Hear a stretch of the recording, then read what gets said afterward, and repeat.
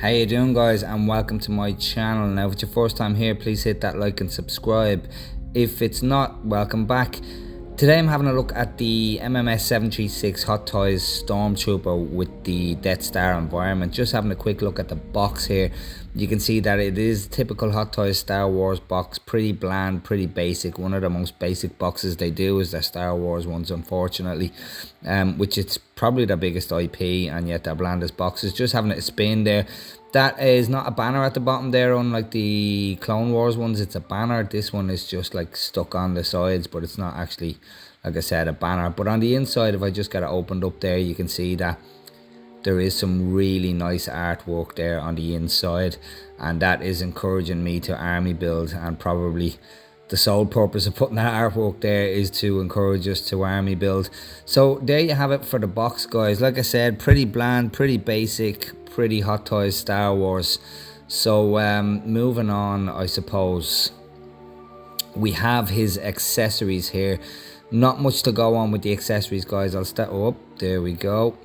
I'll start from left to right in my usual fashion with his E11 rifle.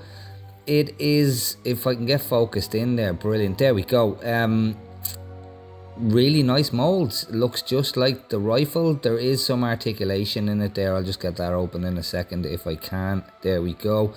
Yeah, it does open up so that the stock can come out, and it does all open up as so, as it should. Nice little attention to detail, and you can see the screws that hold it all together, which is quite nice. Looks very realistic, and the screws are slightly oversized, but not a deal breaker.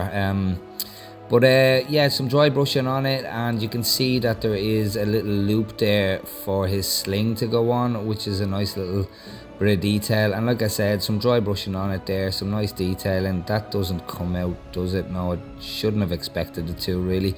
Yeah, nice, does the job. I really like that dry brushing, and that weathered effect to it is nicely done. And then we have his, I think it's a thermal detonator that's on the back there.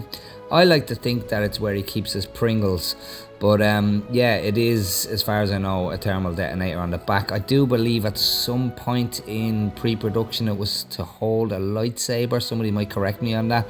I shouldn't really open my big fat mouth, but I think it was at some point before lightsabers were solely for Jedi users, to hold a lightsaber. And then we have some trigger hands, we have some closed fists, we have some relaxed palms, and we have an open gesturing hand. A matte finish to the paint, which I really like. I like the finish. You can see the mold is detailed. There is a bit of rippling in the glove there, and they are a soft rubber. They are a very soft rubber, which is that makes them nice and pliable. There is some weathering on them there. I'm not sure if the camera's picking that up, guys. If I just dull the lights a little bit, just some yellowing and kind of off colouring effect there on the armor. You can kind of see it there on all of it. See if I can get it to come up a bit better on this one. There's a bit more on this one. Not really, guys, unfortunately. You can't really pick up on that, but there is a bit of weathering on that. I'll get the lighting a bit better a bit later on so we can have a better look at that. But here we have him pretty much straight up as he comes out of the box. Just giving him a quick look there, guys, before we get into the details of him. And I do want to adjust this lighting because there is a lot of white there, guys, and it is bouncing. The light is bouncing off it, something fierce. That's probably the best I can do. Just having a look at his base actually first. You can see that it is the Death Star environment. It says Stormtrooper at the bottom, and if I just give it a spin around there, you can see the alternative look that it has at the back. And if I just lift that up there, you can see the batteries go in there, guys, and you have to be careful because inside it up there is a bag of silica gel, and I didn't see it. Just switching it on there, if I can just get that to pop back down. I'll get into the details of that now in a minute. That's a bit of a pain in the ass.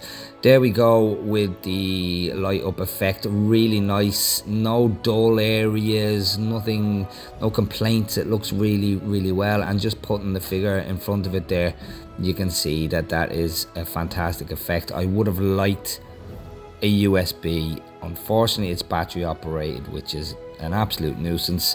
USB, you know, why aren't they doing them in USB these days? Just giving it a spin around to have a look at the back and the alternate look to it. And there he is, guys, just posed with the other side of the base, the other side of the Death Star environment. Not as effective as the light up side. Definitely not as effective. Just on that note, guys, I just want to point out that sliding this up and down to turn it on and off, already I've done it a handful of times and it is destroying the corners of the cardboard. I've tried different ways of putting it in. As you can see here, I'm going to try and fold it in to get it in. You can see I've damaged the edges of it doing that way as well, doing it this way as well, but I find the more effective way without... I couldn't get it back in all the way, really. I couldn't get it in at all. I tried and tried and tried by sliding it down. So I've had to fold it in like this to get it in. I've actually missed a bit there. This is going to cause me problems as well. And you push it in and you can see I've just damaged it even more there. Absolutely fantastic. Pretty much no matter what way you put that... Well, no matter what way I put that in, it damages, it gets damaged. You can see I've damaged it there just folding it in. I push that in there just to hide it a little bit, but I wouldn't recommend, guys, taking it fully out. I took it out for the video purpose just to show him with the environment, but I wouldn't ever slide it out fully again. Just moving on to the figure itself, guys, just giving him a pan before I get into the details of him. This is my first trooper, I must add, guys. This is my absolute first trooper. I've only really started collecting Star Wars, and I'm really only going to be collecting the OG trilogy, maybe some prequel stuff because I do like some of the characters out of the prequels, but definitely not the Skywalker trilogy or whatever you call it. So yeah, just let me get into the details. I'll close in on his feet, starting from bottom to top in my usual fashion. You can see he has his standard white boots on there, and there is quite a bit of weathering to them. They look very worn, very used, very yeah, they've seen, you know, they've seen a lot of hard work. They're not the most detailed mold in the world. There is some creases in them, obviously, and there is a wash in all the creases, but they're not the most fantastic mold in the world. Do they need to be? Not really. Are they movie accurate? Pretty much, I suppose so. On the base there, Lucasfilm and Hot Toys, as per usual, with your Hot Toys Star Wars figures. And then moving up to his armor, you can see his shin armor there. Hopefully, guys, you can pick up on the camera there that it's not too whitewashed. On some of the weathering, I am going to try and adjust this. There we go, guys. You can see that weathering a little bit better there, can't you? Just all the way up it there is like speckling of weathering all the way up, which just makes him look that much more realistic. He looks like he's been in battle. He looks like he's seen a few things. As you can see there's more dirt and grime on the inside of the left leg there. Looks really nice, and in all the creases and the crevasses there's kind of a wash in there to highlight some of the areas. And you move around there, you can see that the dirt and the grime is all uniform. It does sit in all the right places. It does gather up in all the right places. You can see it on the arms there, on the hands, sorry.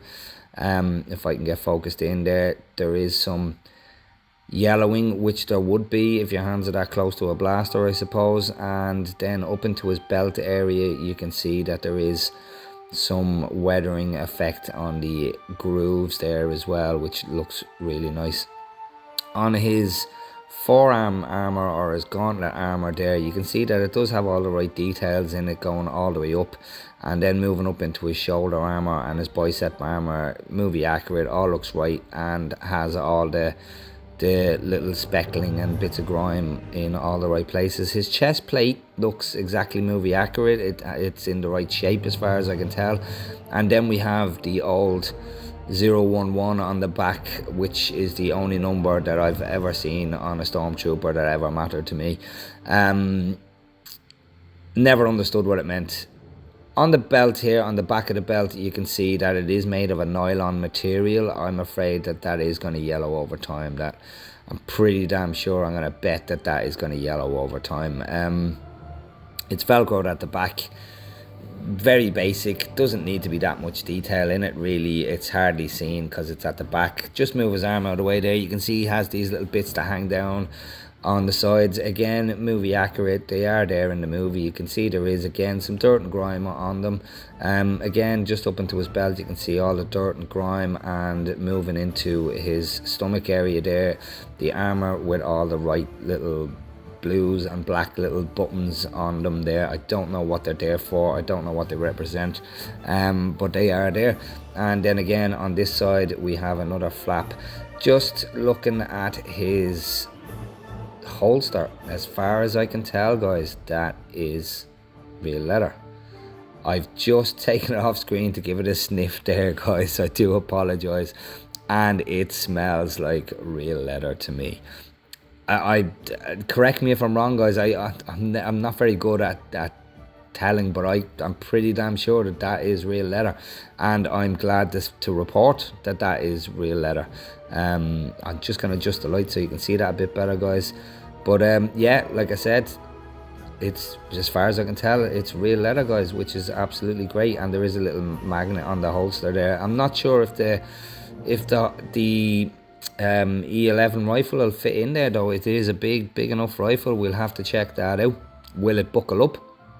We will see. But yeah, like I said, as far as I can tell, it's real leather. Just on the note of the E11 rifle going in, it does holster in, guys. It holsters in. You do have to shove it in there, guys. You've got to push it right in order to get this little clip to come over and actually magnetize. You do have to push the rifle in quite a bit, but it does work, it does do the job, and I am happy to report that it does everything it's supposed to do. And as far as I can tell, that is real leather. Moving up, guys, we will have a look at the sculpt. And like I said, this is my first trooper, guys, so it's not a head sculpt, it's, you know, it's a helmet. But I'm not disappointed. I'm absolutely not disappointed. This brings back so many memories. This figure brings so many memories back from every angle, guys. Even from the back, those numbers on the back, everything about it just brings back so many memories. I didn't expect to see green on the visor. It's not something I picked up on really when I watched the movie. How green the visors are. I'm not sure how accurate that is. I'll have to double check. Somebody's going to say it is accurate. I can't see it not being accurate, guys. But yeah, you can see the slight little bit of speckling on the front of it there, a little bit of weathering, and there is a little bit of movement over it. Not a whole heap of movement, but there is a little bit of movement over it, guys. I'm happy enough with the amount of movement that it has. It is restricted by those shoulder pieces, but still, that's as much movement as any trooper ever had. The back, the vents and stuff at the back here are decals, as far as I can tell. Yeah, they feel like decals, guys. Pretty much all of the details there, all of the coloured bits on the helmet are decals and not paint, as far as I can tell. Not a deal breaker. That feels like a decal to me, guys. Not a deal breaker to me. Does the job, looks absolutely fantastic. I really like this trooper, and I'm really happy with it, to the point where I actually have a second one on its way as well. So because I have a Boba Fett and I have a Han Solo and Carbonite, I think a trooper beside those figures, two troopers beside those figures, would look great. Sorry, I say I have a Han Solo and Carbonite. I have it ordered, and it will be on its way soon, I'm sure.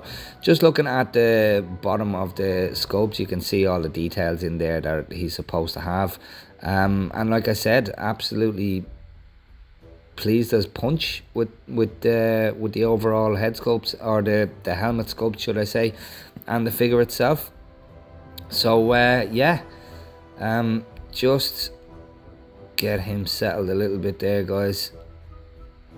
I'm just going to go over some of the articulation with this guy, because I know a lot of people buy multiple ones for army building and like to put them in many different poses. Just starting with the legs there, trying to get his leg up is quite stiff, guys. He does have a fat suit on, so that's about as far as you can get his leg up.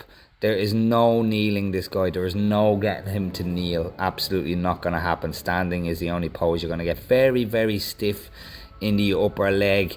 The knee joint bends. It's restricted a little bit by the armor. If I can move it out of the way and you can kind of jimmy it around, and you get it all almost I suppose almost up to 90 degrees, but very stiff in the top part. Almost, there is no ab crunch in him, guys. There's no ab crunch. He goes side to side slightly. And as for his arms, I'm impressed with his arms. His arms go up quite easily, and they go up as far as you would ever need them to go. As for the elbow joint, because of the armor, just like the Obi-Wan figure, it does restrict him a little bit. You can foot it a little bit. I say Obi-Wan, I mean the Obi-Wan from the Clone Wars. You can foot it a little bit, but unfortunately, if you want to get a kneeling pose or anything like that out of him, you are going to have to strip him down, all of that gear off, and remove the fat suit from underneath if you want to get any dynamic poses out of him. So there you have it, guys. There is the brand new Hot Toys Stormtrooper with the Death Star environment. I'm going to leave you with some photographs. If you've made it this far, please hit that like and subscribe, and keep your eye out for future content. Thanks for watching.